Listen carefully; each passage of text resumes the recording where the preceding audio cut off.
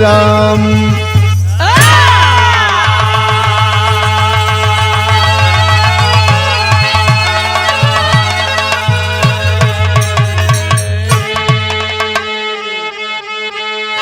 अच्छा साथियों, आज हरिओम म्यूजिक कंपनी आजमगढ़ के सौजन्य से रिकॉर्डिंग जोन चल रहा बा और हमारे छोटे भाई अर्पित सिंह बिरहा के बड़े ही धुरंधर कलाकार, उन्हीं के नाम से चैनल है अर्पित वर्ल्ड म्यूजिक चैनल पर ये बिरहा जाएगी।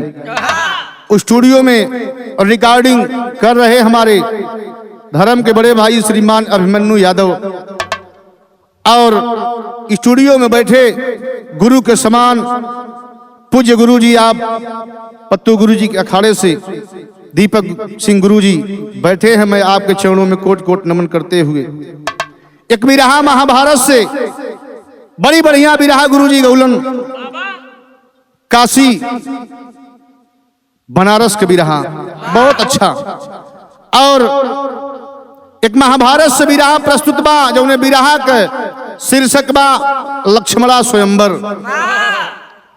और वीर कैसन होवे के चाहिए कि वीर के परिभाषा कवि जी बतौलन, तनिषा अनिल भाई व्यंगात्मक भाषा में भूमिका लिखल गई बा। आवा मास्टर।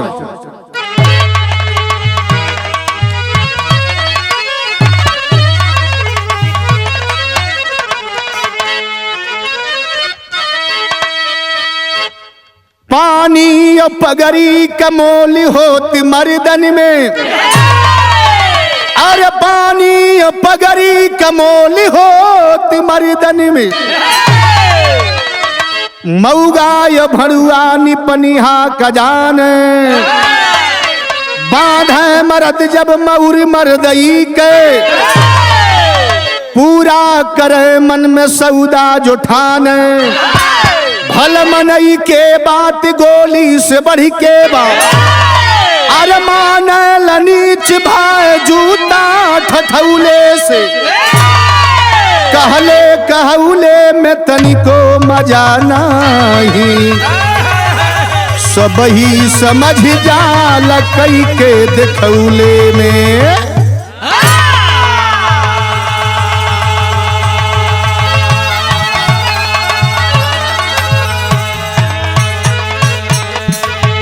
बाबूजी कवि जी लिखलन कि भल मनई के बात गोली से बढ़ी के बा, मानल नीच भाई जूता ठठौले से, कहले कहौले में तनिको मजा नहीं, सब ही समझ जाला कई के दिखौले में। अर्थात हमरे कहे के मतलब, कवि जी के लिखे के मतलब कि हम अपने से कितनो जाय के गुणगान अपन करी, बखान करी कि बड़ा बढ़िया गवैया हिला, वो बेकार हो। तू कई के दिखा दा कहले सुना मतलब हो, यही पे कवि जी लिखलन। लेकिन दिखाई यहाँ पर मास्टर साहब कव्वाली का तर्ज हो। मर्द और मेहरारू के बिरहा जब होले, मेहरारू रहल हसीन, मर्द के ऊपर चढ़े लगल। जानत हुआ कैसे चढ़ल? मर्द तनी हमारी मतीन सीधा रहल, लेकिन कभू कभू सीधा खतरा कई जालन। आवा मास्टर।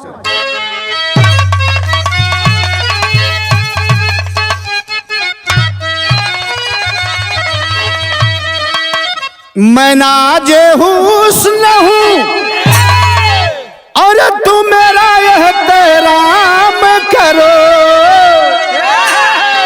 अरे जवानी जवानी नाम है मेरा मुझे सलाम करो, जवानी नाम है मेरा मुझे सलाम करो, जवानी नाम है,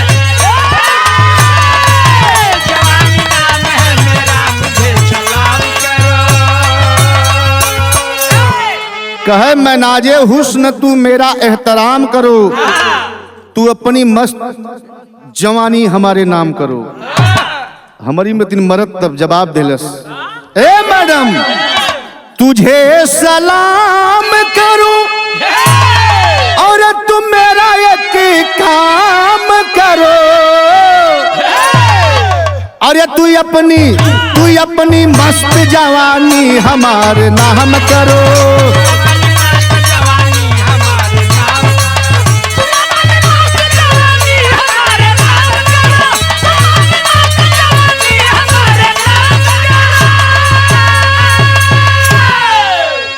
ई तक कव्वाली का तर्ज रहल, क्षणिक आनंद होला, लेकिन कवि जी भाव कितना सुंदर लिखलन, वीर कैसन होवे के चाहिए। आवा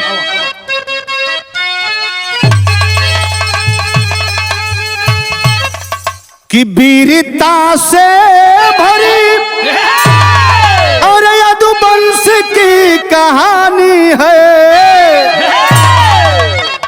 अरे अमर अमर इतिहास अमिट हो गई निशानी है।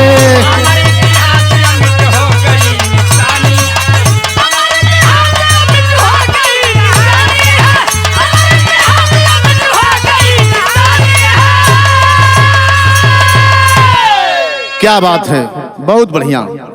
नजब शहर का लाइन लगल, कहानी का शुरुआत हो। स्वरूप भैया तनी सावा।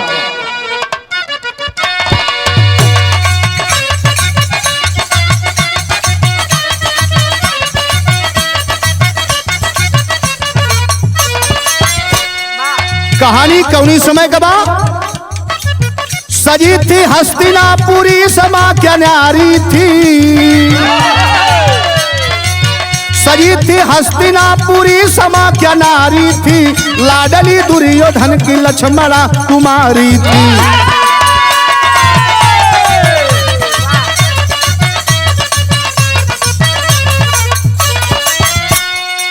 स्वयंवर हेतु राजाओं को खत पठाया था, मगर न्योता न द्वारिकापुरी में आया था।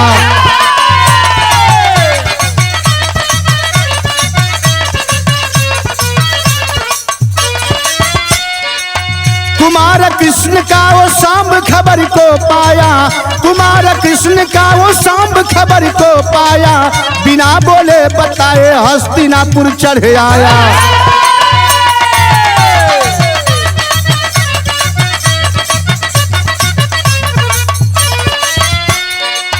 सजाया था मजमा कुरपति बड़ा गुमानी था। उतर से खी गई उतर गया पानी था।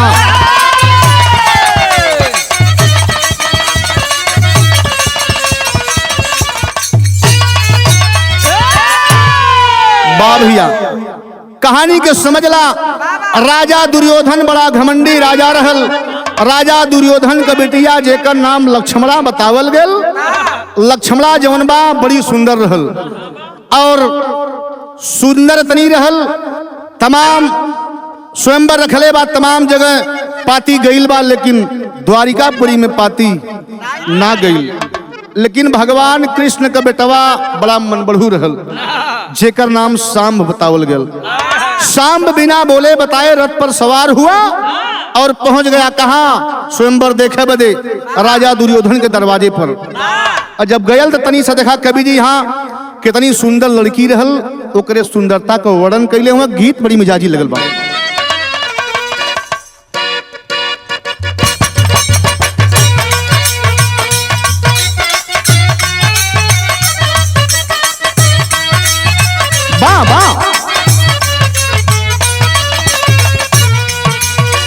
ई गीत जब निकलल तो हमरे नाम राशि बिरहा सम्राट बड़ा पेड़ के गाँव के वैसे जवन भी गीत तनी सब मिजाजी रहल वह ओके ढाले लन, वह लेके पीछे पीछे दौड़ा लो सब। लेकिन हम तनी सा खाली भाई मिलाई ला, बाकी अपने आवाज में कहे के चाहिए। ओठावा के लालिया कानावा का बालिया आखिया के कहजरवा।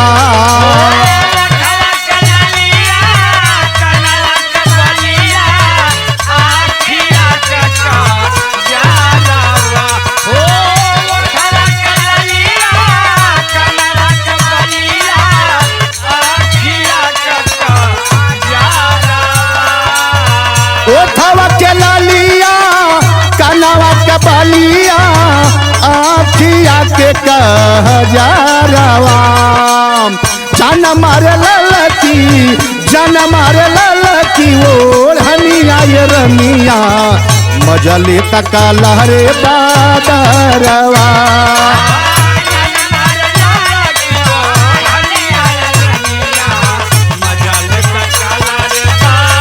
वाह वाह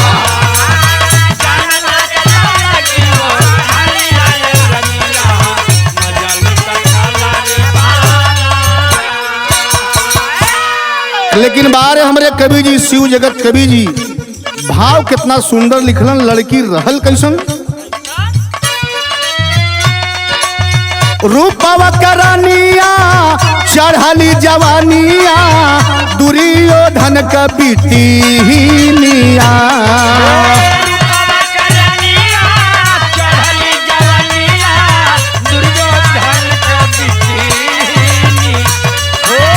रूपवा करानिया चढ़ली जवानिया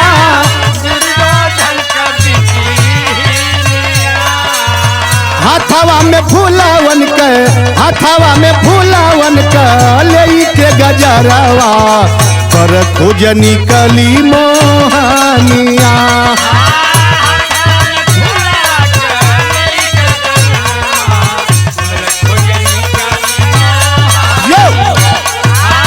हाथवा में फूलावन का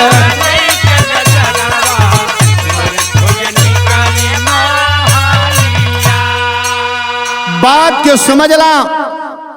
बड़ी सुंदर रहल दुर्योधन के बिटिया लक्ष्मणा जी का नाम बतावल गल। अब यहर भगवान कृष्ण के बेटवा शाम पहुंच गल। स्वयंवर लगा है, बहुत लोग आए हैं। रथ पे सवार हो के रथ पे गोड़ चढ़ाए के अनिल भाई बैठल बा। कोई रथ पर से देखत बा कि स्वयंवर चलत बा। बड़ी सुंदर लड़की बा। दिल में सपना सजावत हो कि हमें चाहिए।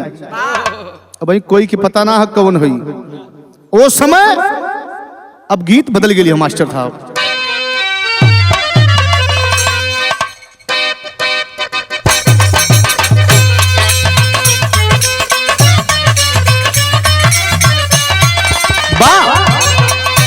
गीत बोलल जरूरी नहीं होला, लेकिन यह पारंपरिक गीत है। माता बहन लोग शादी विवाह के शुभ अवसर पर गावेली।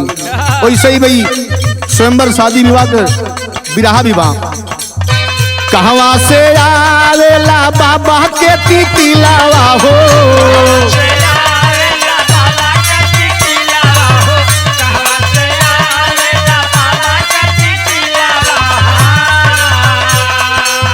कहवा से आवेला बाबा के तितिलावा हो।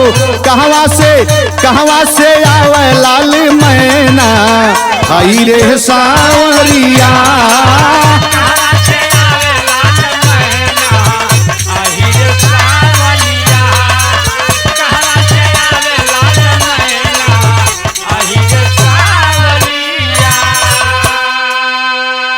ई तो पुरान गीत रहे, लेकिन यही के तनी से नई कैलन सम्राट जी विजयलाल।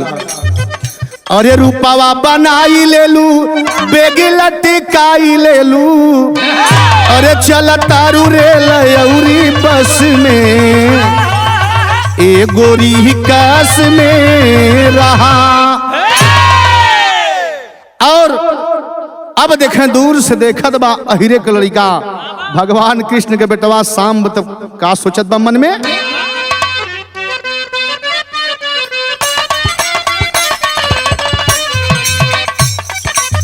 दूरवा से देखेला आहिर के बेटा ना हो।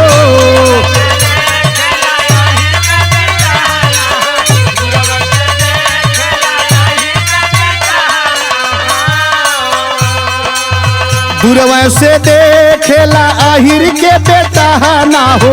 घायल कर जुलमी जवनिया हाय रे दुलहिनिया।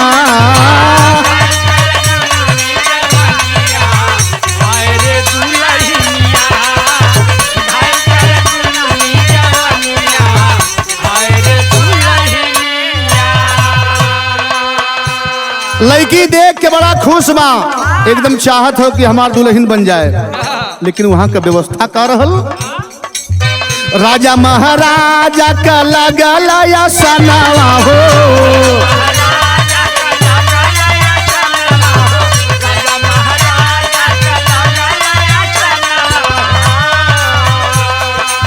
चला है लक्ष्मणा का कई के हारा नावा हो।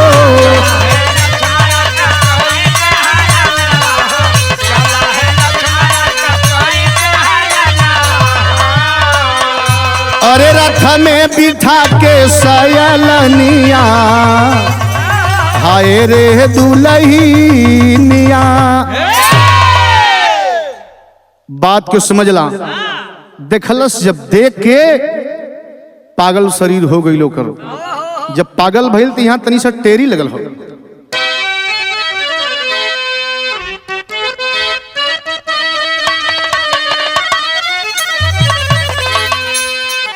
खजाना लूटे बाग के कली, अरे खजाना लूटे बाग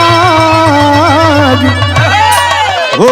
खजाना लूटे बाग के कली, मन बेताप महक पाके मधुकर दीवाना। जौनी समय कलाई पकड़ले बा, पूरा सब लोग बैठल हुन। कलाई पकड़ के घींच के लाए के रथ पे जब बैठोले बा, हरण करे जात हो। गीत मास्टर लगल, ये पारंपरिक गीत बा। देखा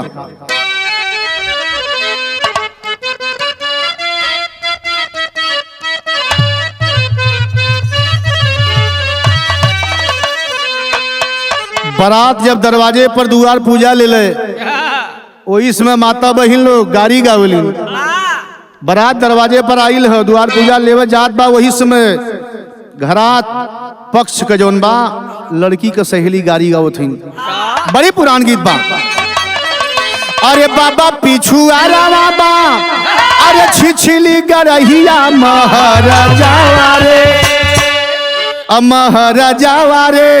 अरे फूलावा फूलेला कचनार महाराजा रे, फूलावा फूलेला कचनार।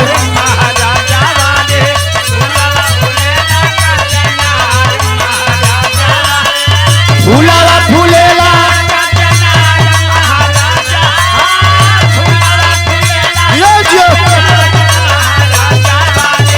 फूलावा फूलेला कचनार महाराजा रे।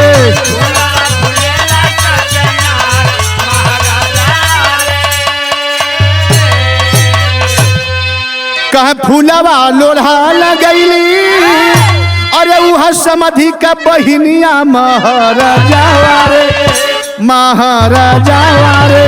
फूलवा गरब रही जाय महाराजा रे, फूलवा गरब।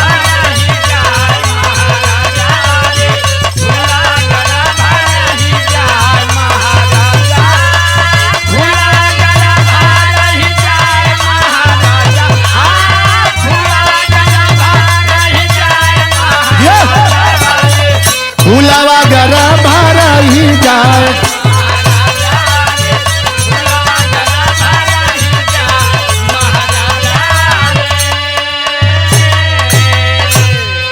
अब बरात द्वार पूजा ले थियो, तब तक खबर आ गई।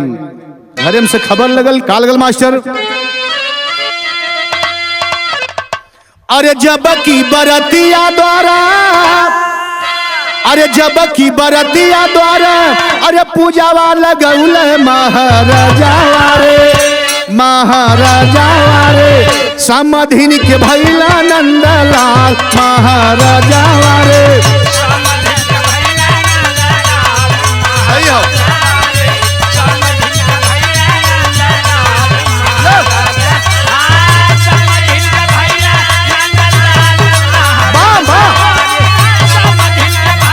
नंदलाल महाराजा रे, समधिन के भैया नंदलाल।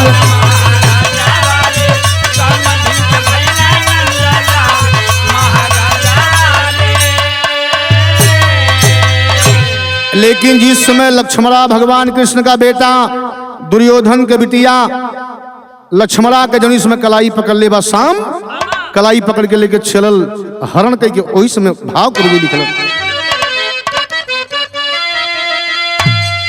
अरे लक्ष्मणा का शाम कैले, अरे बाड़ा हरनवा तौने छनावा हो। तौने छनावा हो रही में मचल तूफान तौने छनावा हो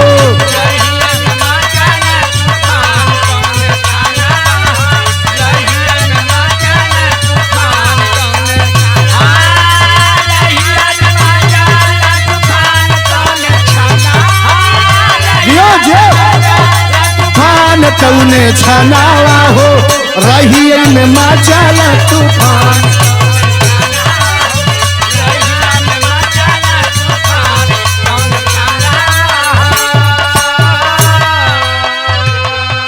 जौनी समय लड़किया के हरण कई के लेके चला लगल दुर्योधन दे कलश कलश अरे ई कवन आई गेल ललकार देलेस का कहलस पकड़ लो इस बदमाश को वीरों अरे पकड़ लो इस बदमाश को वीरों दुर्योधन ललकारा है पाती हम नहीं पठाए थे चोरी से यहाँ पधारा है कहे पकड़ के इतना मारो अरे पकड़ के इतना मारो कि आदत छूट जाए लफंगे की उल्टा लटका दो तंबू में गुंडई छुड़ा दो गुंडे की। दुर्योधन कलश पकड़ ले कहां से आल भाई अब सेना भेजलस दौड़ाई के पकड़ के अनिल उल्टा मुसुक चढ़ाई के मरले बड़ी मार कुल अब मार के बांध देले वो जान थोड़ा कहा बांध देले को ले जाए कोई तंबू के एक कोने पर तंबू के कोने पर जब बनलन तो देखा जहिया नारद कुछ न पावे तो हड्डी फेंक दू। अब गीत आगे बढ़ जाई देखा बड़ी पुरान गीत बा स्टूडियो में बैठे हुए हमारे गुरु के समान गुरु जी दीपक सिंह गुरु जी बिरहा के सम्राट कलाकार इनके जमाने में रामदेव स्वर्गीय रामदेव उस्ताद और बुल्लू उस्ताद का सवाल जवाब हो वो जमाने का गीत लगल हो। और कुंड मिलल दौरवा मिला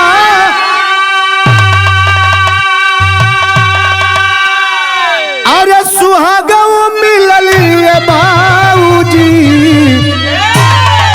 कहलस का कहलस कहे राते से जरिया पे राते से जरिया पर नी बनाया मऊ गवा मिलल भाऊजी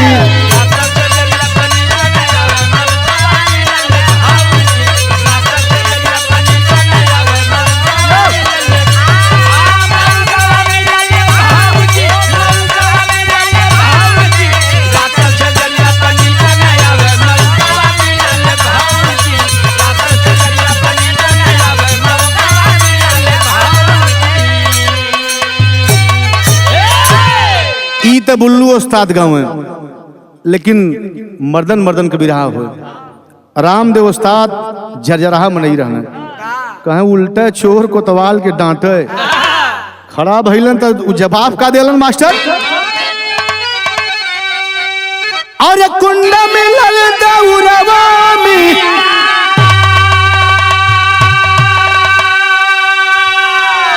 और सुहागवा मिलल भाऊजी कहे राते से जरिया पे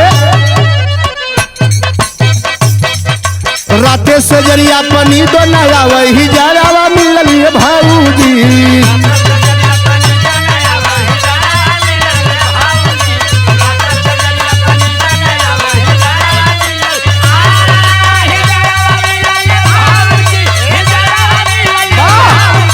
राते से जरिया पनी तो नया वही जरावा मिलल भाऊजी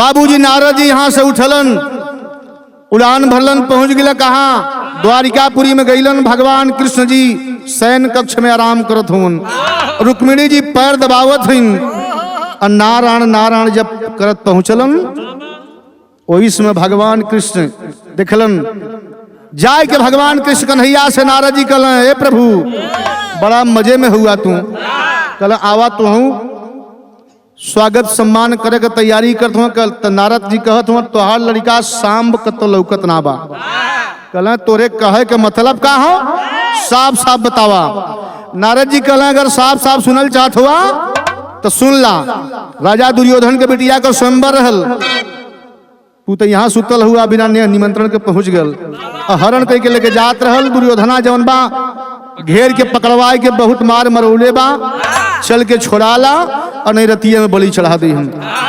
वही समय बाबूजी भगवान कृष्ण कन्हैया मुस्कियाए लगल, कहना सुना नारद जी हमरे भैया बलदाऊ के जाके बताया था, वो नहीं का भतीजा हो, मर्जी कहे छोड़ाए लें नहीं छोड़ दें, हमसे मतलब है वो।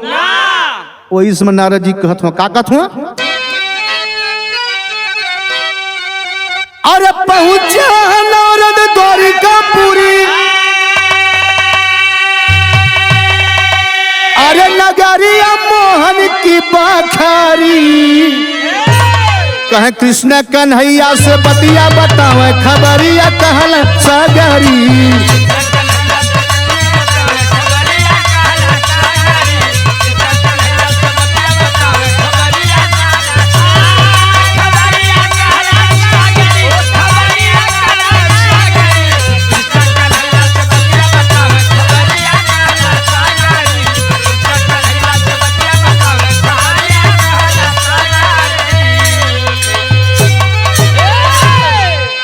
कहलन नारद जी कहलन कि जा ठीक बा, जा थे लगैलन बलदाऊ जी के पास में जाके कहलन, भैया भतीजा तोहार तो पकड़ गल बा, दुर्योधन के बिटिया के स्वयंवर रहल और दुल्हन पास हो गई, जबरदस्ती लेके अवल अगल गलती है कैलस और उल्टा मुसू चढ़ा के बढ़ले बा, छोड़ैबा न तो बलि चढ़ा दी है कुल।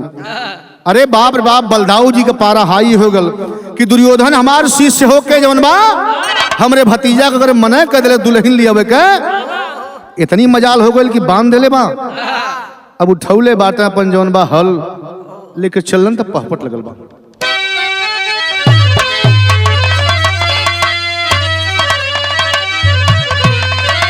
अरे गर्जा दाऊ सुन के सारी बतिया बही जानना, अरे गर्जा दाऊ सुन के सारी बतिया बही जानना, दुर्योधन का मारल बाती मतिया बही जानना।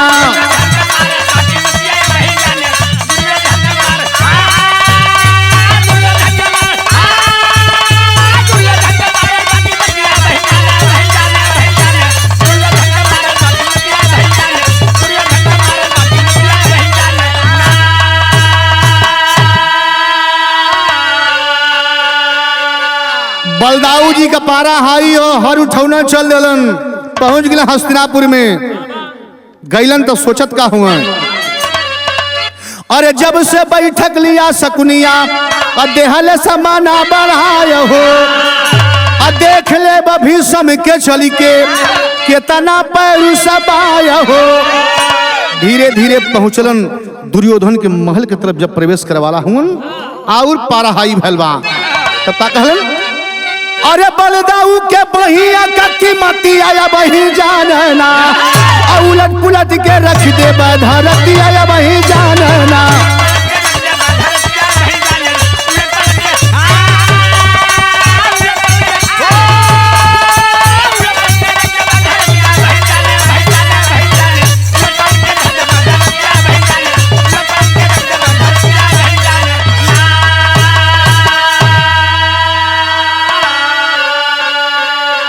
आए बाबूजी जा करके ललकार दिए, ललकलन जौनी समय घर जा लगलन तो उसमें आल्हा लगल हो।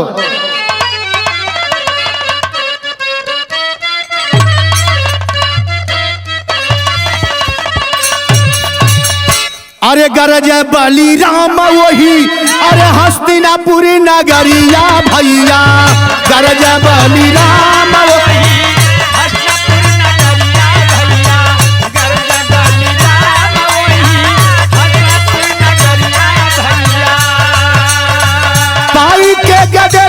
सबही भैला पहलवाना,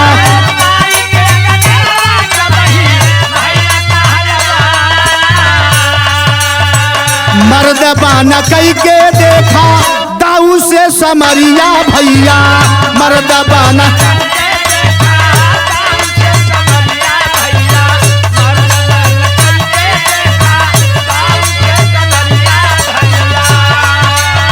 माटी में मिलाई देबे गुंडई गुमाना,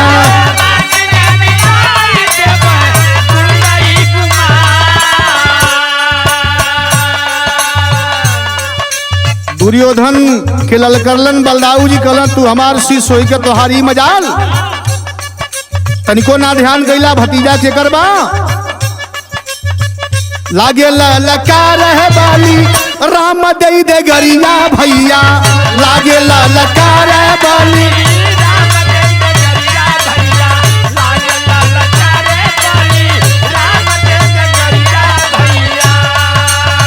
कबल दुर्योधन उठा सीना वही के ताहना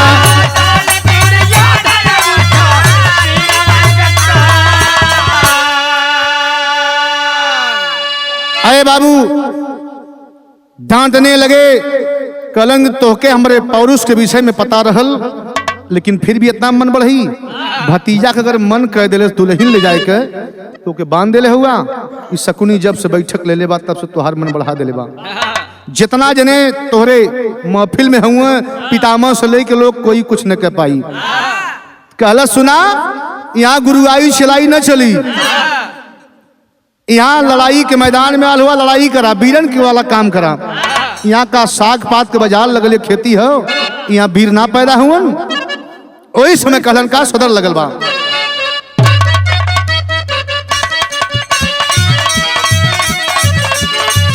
अरे हवा न लागे साग पात के बजरिया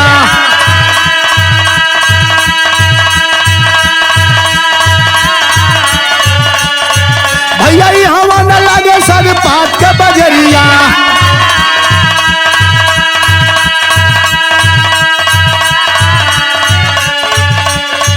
अरे चलिए ला जंगल होई के उतान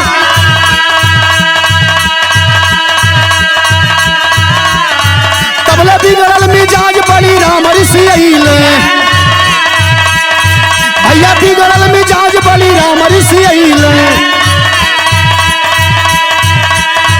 अरे मनवा में अपने मसौदा लिए ठान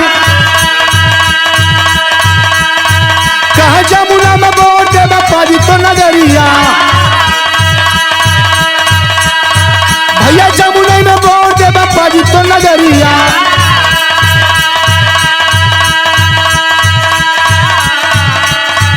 अरे खींच के चले है धीरे धारावा मकान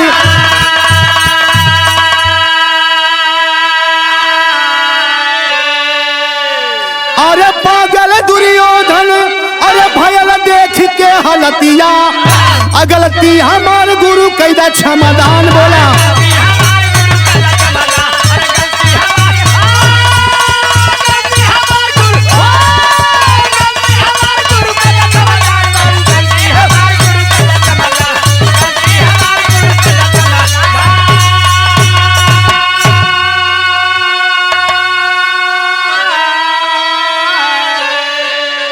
जौनी समय ललकारने लगा उसी समय बलदाऊ जी कहला ये त्रम न मानी ललकारा लगल तो वह हरवा अपन उठाए के जौन बात धरतिया में एक बार गाड़ के एक बार खिंचलन खाली पूरा हस्तिनापुर कंपन में आ गई दुर्योधन सोचले कि अरे भाई ये भोडोल कहाँ से होत हो चक्कर आवा लगल जितना जन झमड़ियाए लगलन एक बार खाली हिलौले रहलन इतना शक्ति रहल बलदाऊ जी के बाही में कीमत रहल एक बार खिंचलन हिले लगल दौड़ के दुर्योधन पागल हो गल जाके चरण पे गिरल कलश गुरु जी हमरे गलती के क्षमा कैदा हम बात के समझ ना पोली कहला ई न चली एगो शर्त पर ही हल नहीं करी कहे चाहे एक ठना 10 शर्त मंजूर बा लेकिन पहले हलवा ही निकारा बड़ी डर लगत बा एक दिन खिंचले ही हल भइल बा एको बार खिंच देबा तो फिर गबड़ा जाई काम कहलन ठीक बा एक शर्त पर आखिरी लाइन बा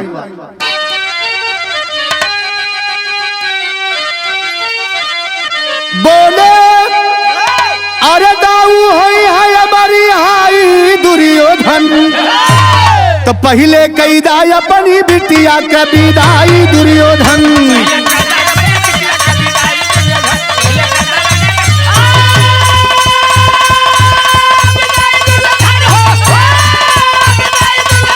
वाह वाह वाह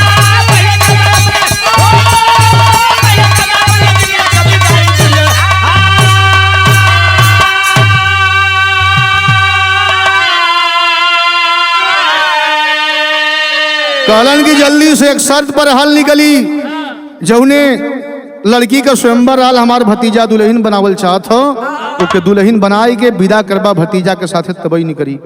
हाथ जोलस कहलस, तब का कहलन, अरे चाहा जो भलाई ब्याह अपनी कुंवारी, अरे तुम्हारी छोकरिया बनी पतोहिया हमारी।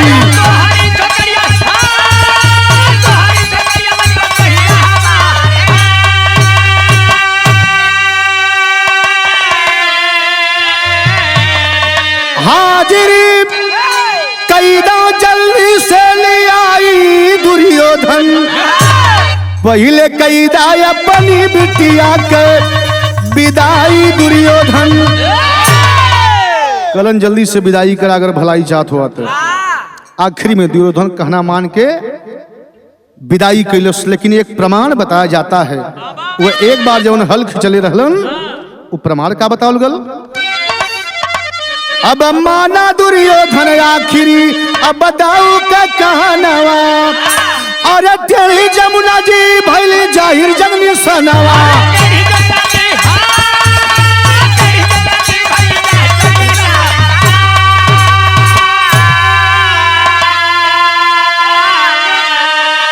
स्वामी अब बिहारी गई लगाई दुर्योधन, पहले कैदा अपनी बिटिया के विदाई दुर्योधन।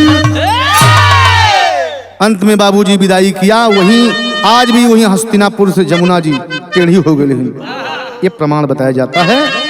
गाने का अंतिम प्रमाण रहा, अमर अंबिका हरिलाल हलधर ठाकुर का बाना, रामा शंकर श्री चंद धन यदुवंशी घराना, खजाना लूटा बाग के कली, शिव जगत विजय लाल का यदुवंशी तराना, खजाना लूटा बाग के